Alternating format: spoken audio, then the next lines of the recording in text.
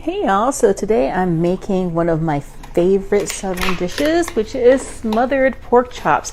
I've never actually had smothered pork chops anywhere else. I don't know if that's just a regional thing for the South or not, but yeah, I found out how I can make it in a crock pot. So slice up half a medium onion. I use the yellow Vidalia ones because I like the sweet onions, and a 8-ounce container of mushrooms. And to that, we're just going to mix up some of this gravy. I've got a can of cream of chicken soup that I'm having a hard time getting out of the can. But let's see if the next ingredient is a little bit easier to get out of, which is cream of mushroom soup. So I've usually had better luck with this, so giving it a good shake. And there we go. Nice clean exit out of the can, I guess. So go ahead and mix that up in a bowl. And this shouldn't take too long. Just kind of give it a good mix with a spatula. I don't think you even need to bring out a whisk for this one. So to these two condensed cream soups, we're going to be adding a couple of additional ingredients. We're going to be starting with some chopped or minced garlic, about a tablespoon or two, kind of up to you.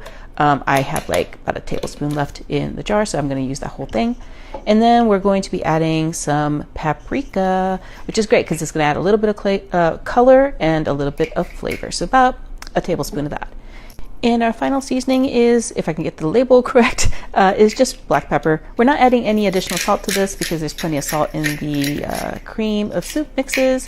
And so just, however much pepper you want to put into your smothered pork chop gravy is up to you. I like a peppery gravy, so probably about half a tablespoon is about how much I put in here. And then our last ingredient for the gravy is half a cup of beef broth. And beef broth also has salt in it too. So if you're watching your salt, you can use the low sodium kind. So yeah, half a cup of beef broth gets added to the condensed cream soups and all the little flavorings. And once you have this all combined, you're just going to go ahead and pour that over all of those mushrooms and the sliced onions. I'm using sliced white button mushrooms, but you can use other mushrooms if you are a fan of other kinds.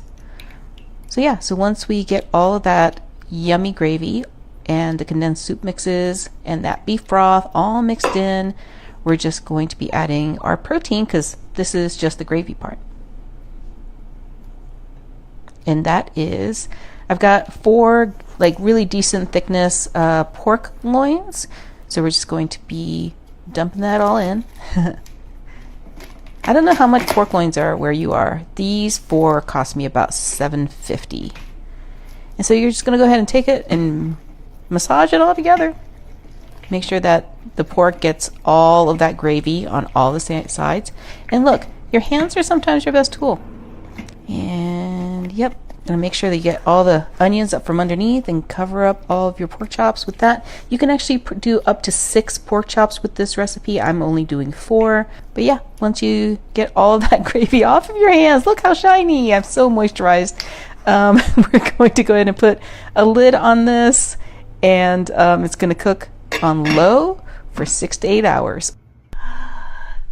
Take a look, it looks amazing and it smells so good in here. Oh, look, got that cream of mushroom and the cream of chicken and all those onions, and the mushrooms has made this really, really amazing gravy.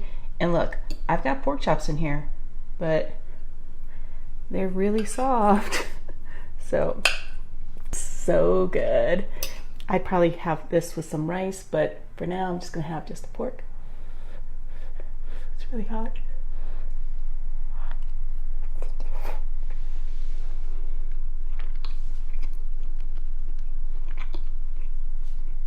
It's so soft. Usually when you make pork chops in a crock pot, they get dry. These don't. These aren't dry at all. I promise. Make these. It's totally worth it.